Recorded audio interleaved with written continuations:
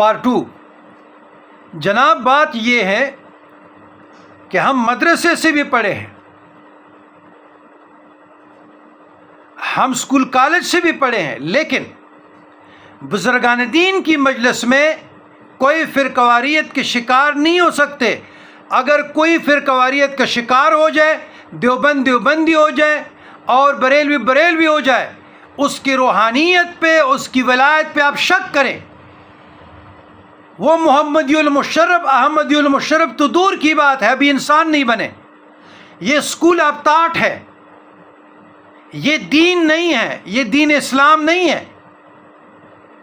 ہاں، ہم اہل سنت والجماعت ہیں، سنی ہے، حنفی ماتریدی ہے، ہم فقہا کے تقلید کرنے والے ہیں۔ دیوبند اسکول آف تھاٹ ہے، ایک یونیورسٹی کا نام ہے، بریل اسکول آف تھاٹ ایک یونیورسٹی کا نام ہے، اس طرح سلفی ایک یونیورسٹی کا نام ہے۔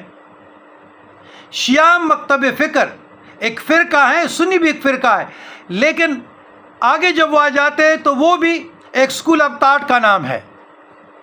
تو اس میں کلوز ہونا، اس کی فکر میں رنگین ہونا، تو یہ اہل سنت والجماعت تو نہیں نا جی۔ جو لوگ اپنے ساتھ دیوبندی و بریلوی لکھتے ہیں، اگر اسکول آف تھاٹ کی وجہ سے لکھتے ہیں تو ٹھیک ہے، وہاں سے پڑھیں، لیکن اگر یہ سمجھ رہے ہیں کہ ان شخصیات کو فالو کرتے ہیں تو یہ غلطان پہ ہیں، خطا پہ ہیں۔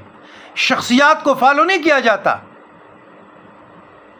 ہم عقائد میں عقائد اسلامی رکھتے ہیں، اصول فرع میں ہم امام اعظم ابو حنیفہ کے مقلد ہیں، امام ابو منصور ماتریدی کے مقلد ہے۔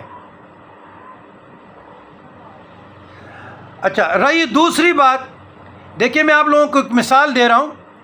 ایمان ابی طالب پہ شاہ رضا محدث بریلوی رحمۃ اللہ علیہ نے کتاب لکھی، عدم ایمان ابی طالب۔ گو کہ ہمارے مشائخ ہم ایمان ابی طالب، خدمات ابی طالب، نجات ابی طالب کے قائل ہیں۔ احمد رضا محدث بریلوی رحمۃ اللہ علیہ قائل نہیں تھے، اس پر یہ مسئلہ مستور رہا، چھپا رہا۔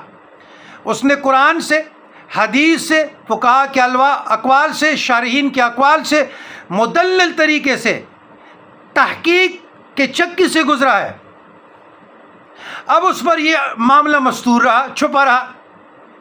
ملا علی قاری رحمۃ اللہ علیہ پہ، امام اعظم ابو حنیفہ رحمۃ اللہ علیہ پہ، والدین مصطفیٰ رحمۃ اللہ علیہ کا معاملہ مستور رہا، اور پھر امام جلال الدین سیوطی رحمۃ اللہ علیہ مسالک الحنفاء، اس پہ سورج کی طرح کھل گیا۔